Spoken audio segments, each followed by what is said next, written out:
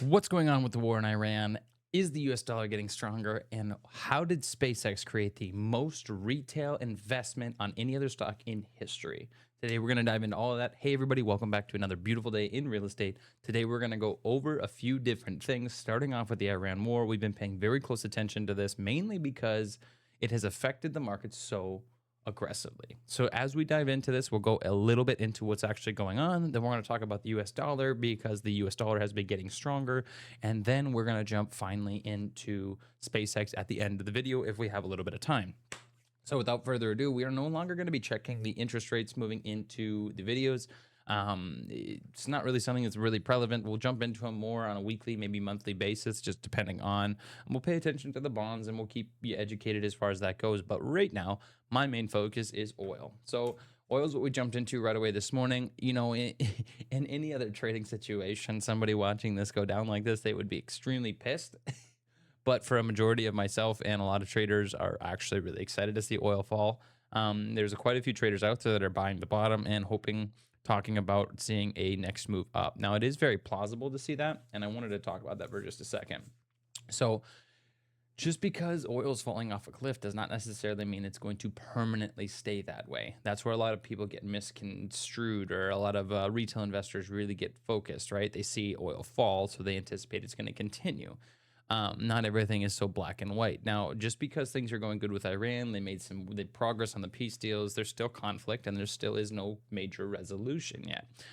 We are seeing we're seeing the oil prices drop because you're seeing oil being transported through the Strait of Hormuz. However, the market is not factoring in that there is an oil shortage. There's about 4 weeks. What did they say? About 4 weeks of oil available in most countries. Just because oil is flowing does not mean there's not going to be a direct correlation. I do think we might see an oil spike over the next couple of months. Maybe not up to $100 a barrel, but we're going to see. That depends, I guess. Depends on how crazy things get. But right now, we have to focus on what are the next 6 months going to look like. And just because the Strait of Hormuz is open today does not mean it will be in 6 months from now, number one. And number two, it really messed with the supply chain for quite a long period of time. So something like this, it is good to see in the short term, but we should be hedging our bets is what I'm getting at. So let's see. WTI crude oil is kind of finding a bottom towards that $71 a barrel. We talked about this, probably $65 to $67 a barrel is where it could end up before it takes its next big bounce.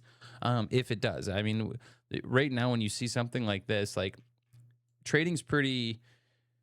We'll just say this. So when you see heavy sell-off candles of this nature and you don't see very much green, right? So yellow's green and this blue's red in this particular situation. It's a psychological thing. I don't ever do green and red anymore. Anyways, when you see something like this, it's very easy to tell there's major sell-offs happening. However, the thing is things don't sell off forever, right? Just because we're seeing this big push down does not mean that there's not going to be some rally. Traders are still going to trade the charts, right? And if the charts are oversold aggressively, they're going to long it and they're going to see a quick spike. It doesn't mean it's going to go back up to $100 a barrel, but it could go back up. So those of you that are shorting the market, be very cognizant. And it's important to understand the plan of your trade, right? Because a lot of you are going to be trading with no plan and then you get wrecked every single time. So either way, we're seeing WTI is starting to... I mean, it's still falling off a cliff, but that bottom might form a little bit closer to that $65 a barrel. We've talked about that 65 to 67. Right now, let's just do the channel at 67 just for funsies. You can tell that there was some consolidation here, and there was about a nice little support, or I guess resistance at the time here. So more than likely, we're going to see about $67 a barrel before we see a major pump up. Now, Brent crude oil is sitting at $75 a barrel. The next major point for this one is right around $71 a barrel. So we're starting to see a little bit more.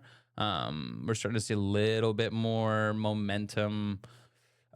I shouldn't say momentum. I think the momentum's running low, but look at this. So again, from the trading perspective, when you see gaps like this, and I'll zoom in here, but trading gaps where the market opens and the market opens so aggressively above where it closed the day before, those gaps need to be filled, right?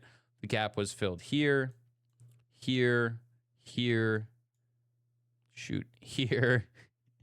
Oopsies. Where was that at? All right, we'll just get rid of it for now.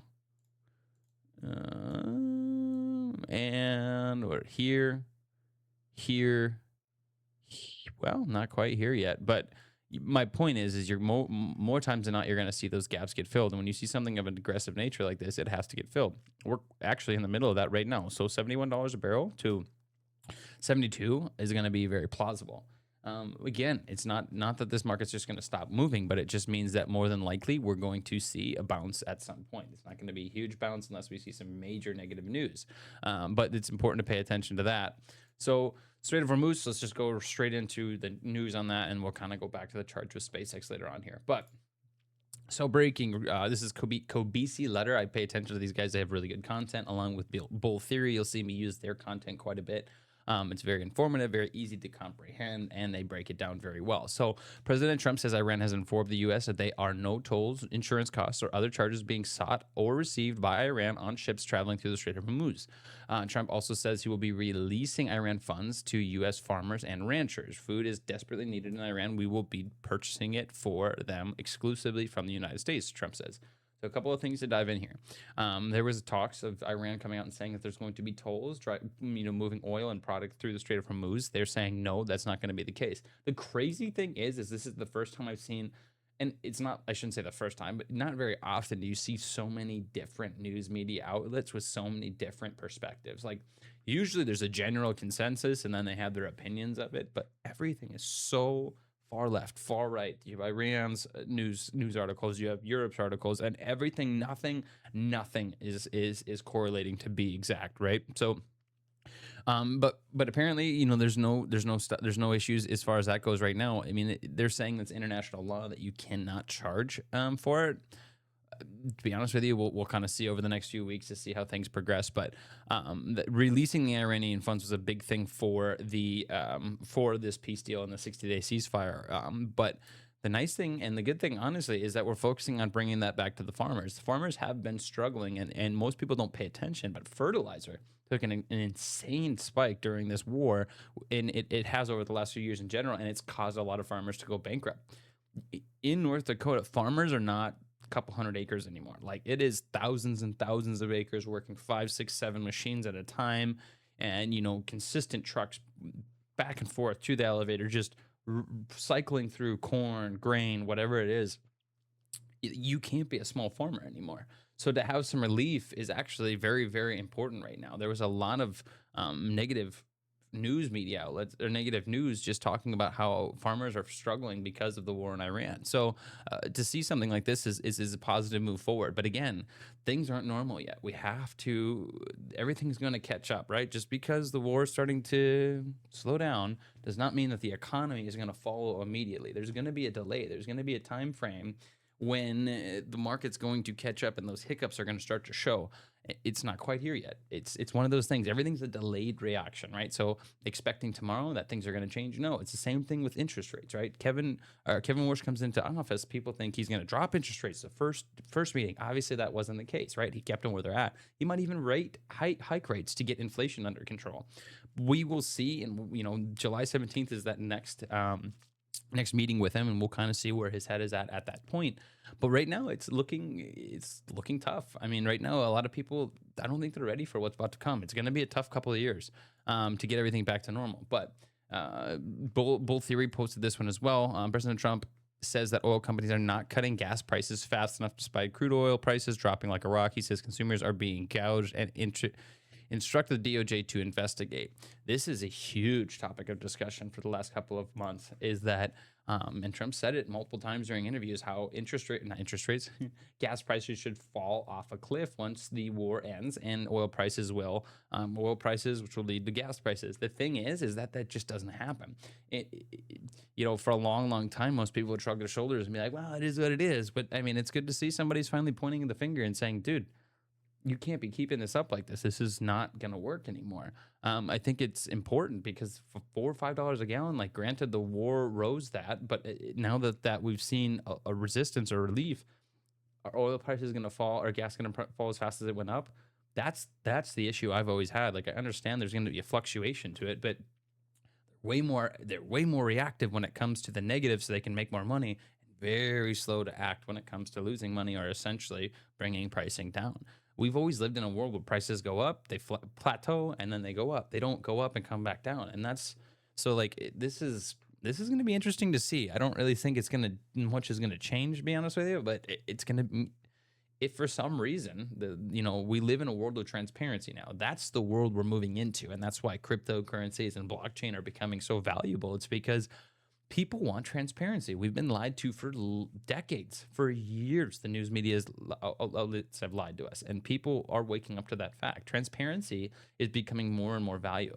When you look at social media influencers, tons of them are losing followers that don't have transparency, that weren't honest. And then you see the ones that are really thriving are the ones that are being very upfront about what's going on. I'm the same way. I have nothing to hide.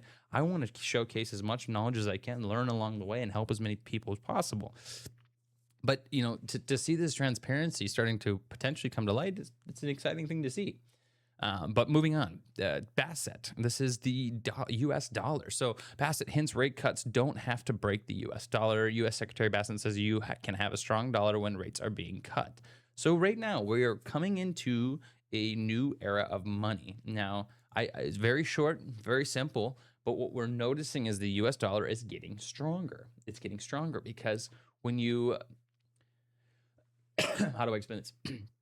During the Biden era, you had a lot of countries moving away from the United States because it wasn't strong confidence anymore for economy, money, goods, trade, anything. There was no strong mentality. And it wasn't just Biden. That was just kind of the peak of it. I don't want people to think I hate anybody. I really don't give a shit. But what I'm paying attention to, right?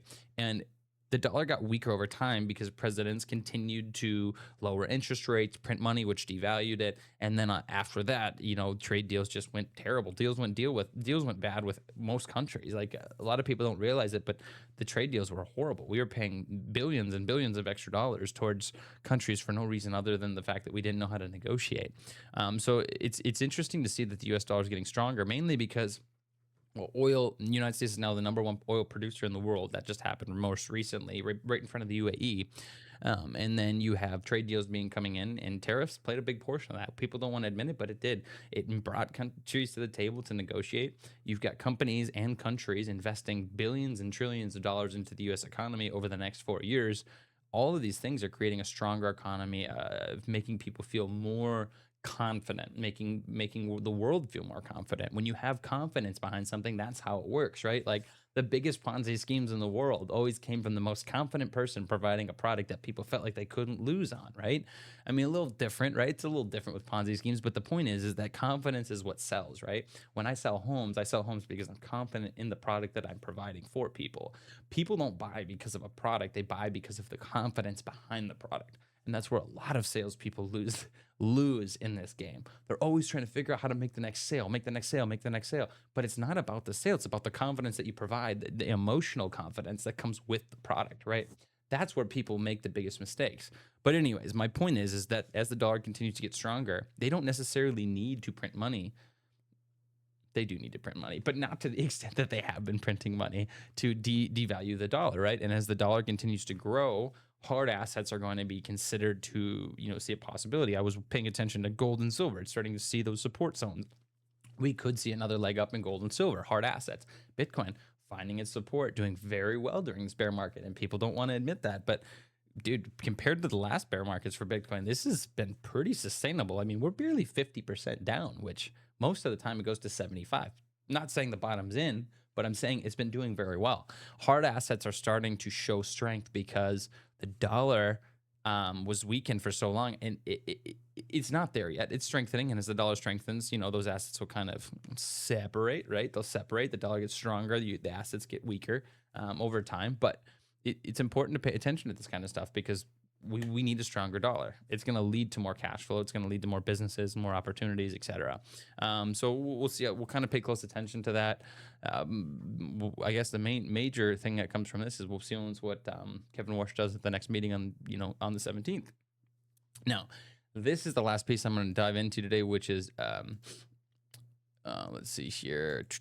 Actually, you know what? I'm not even going to dive into SpaceX today. No, let's do it. Let's do SpaceX. Okay. So, retail demand for SpaceX in the first week of trading was historic. Retail investors purchased $405 million of SpaceX during its first 5 trading sessions, the largest first week retail purchase of an IPO on record, according to Vanda Research. By comparison, the second largest first week was purchased Rivian. Oh, that was for those of you that don't know, it's an electric car company at 185 million in November of 2021. I do remember this. This was one of the first meme stocks, not meme stocks, or I guess like penny stocks I got into, and I did pretty well right away. And then it fell off a cliff because I didn't know how to sell, and I lost money. Most people did, and that was like kind of one of the first wake up calls. That, and there was a weed stock out of Canada. I can't remember it, but those were my first two major realizations that, hey, when the market goes up, fucking sell it. The total exceeds the combined purchases of the magnificent stock, Sevens at 158 million over the same period. Furthermore, SpaceX attracted more retail capital than combined purchases of the S&P 500, SPY, NASDAQ 100 ETF, QQQ, which came in at 352 million. So out of all the ETFs, one stock exceeded the amount of inflow by retail investors. Now, the problem with it, and the thing that I'm seeing, is retail investors, right? That's what happens with retail investors. And this is why so many people are going to panic sell, because they bought in. The market started running because you had $400 million worth of money flowing in. And when you have more buys than sells, it starts to fluctuate, right? The volume has already decreased significantly. Retail investors don't have deep pockets. They all threw their money in hoping to win. And then they started panic selling. So did the insiders. And now we're back to where we initially started, right? So right now, we're probably going to see a consolidation, more than likely. If not, we're going to see a little bit more of a downturn before it goes up. I'll buy when I see and feel like there's a bottom. And if I miss it, I miss it. That's what most people don't really pay attention to when it comes to investing. We're so focused on trying to win as quickly as possible, but there's more planning, there's more structure, there's more focus that needs to happen from this kind of stuff in order to make that happen. So the whole point of that article to talk about is that retail investors may have exceeded a record of some sort, but it doesn't mean there's sustainability behind it. That's where a lot of people miss the stock market, right? We talk about retail power, but the problem is retail is very small niche in a very big market. It's a small fish in a big pond, right? And you talk about Wall Street. These guys have billions and billions of dollars to invest and are investing, and money's flowing. The average retail investor does not have very much money. So to reach where some Wall Street firms are with the retail investors takes a significant amount of more people. And that money dries up so much quicker. You saw moves that caught them off guard, like GameStop was a very big one. It's a very good example. Wall Street, they didn't lose because they had more capital or less capital than the average person. They left GameStop, or the Wall Street lost because they over leveraged, right? Just like every other human, we make those mistakes. But what they did is they over leveraged, and a milestone of retail investors created a surge. But the problem was, again, is people never sold. Retail investors kept getting in. And the market ran, and then the market falls off a cliff, and people panic sell, and they start losing money, and they take smaller profits, and blah, blah, blah. And it just goes up, and it comes right back down. That's where retail investors make this mistake. They just think because that something's good and is exciting, and it's on the news, and it's overhyped, and people are saying it's the best thing since sliced freaking bread. They buy into it. They have no plan. It doesn't get structured. The money dries up quickly. The market runs. Everybody thinks they're going to become millionaires, and then, right? You know, the people that made money off of SpaceX, the insiders, the people that were the workers that had stock options and had availability to ownership of this company at $10, $20 a share before it was even a thought process before it was an IPO, before the concept of an IPO was really plausible. Those are the people that made money. The people like you and I that bought at the bell, I didn't buy at the bell, but you get what I'm saying. But the people that bought, the retail investor that bought, they lost money and it's the same song and dance for every major market move. Same song and dance. And that's why people never change, because they never change the way their mentality is. They never change the way that the relationship with money. Jumping into the Money Game is a great book, by the way. I think it's Jumping into the Money Game. Anyways, I have the book downstairs. But you have to change the way that you think about money. SpaceX is a prime example, and I'm going to use it time and time again. If this runs, it could run to $1,000 a share in the next decade. Very plausible, right?